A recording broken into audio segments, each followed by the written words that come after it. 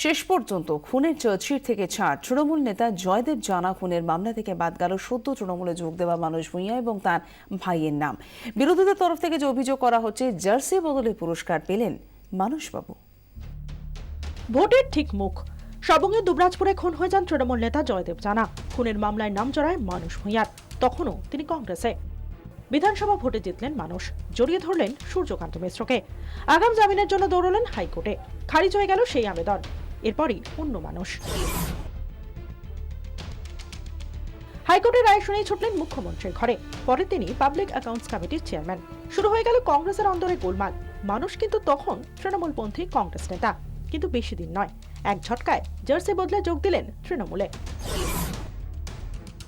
বিধানসভায় এখন তিনি বসেন সরকারি বেঞ্চে। সোমবারই বক্তা তালিকায় তার নাম থাকা নিয়ে বিধানসভায় রীতিমতো হইহট্টগোল শুরু হয়ে যায়। নোট ইস্যুতে দেখা যায় মানুষের নাম রয়েছে কংগ্রেসের বক্তা হিসাবে। প্রতিবাদে সভা ছাড়েন কংগ্রেস বিধায়করা। মুখ্যমন্ত্রী চাইছিলেন নোট ইস্যুতে বাম ও কংগ্রেসকে সঙ্গে নিয়ে লড়াই, কিন্তু মানুষ ইস্যুতে সেটা ভেস্তে যাওয়ায় একটু ক্ষুব্ধ হন মুখ্যমন্ত্রী। তালিকায় নাম থাকলেও বলতে দেওয়া হয়নি মানুষকে, আর এতেই গোসা হয় মানুষবাবুর। মঙ্গলবার অধ্যক্ষকে জানান শারীরিক অসুস্থতার কারণে ছুটিতে যাচ্ছেন। বিকেলেই ফের সুখবর।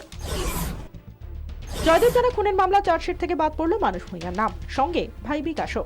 একই সঙ্গে চার্জশিট থেকে বাদ পড়েছে সবং পঞ্চায়েত সমিতির সভাপতি অমল পণ্ডার নামও।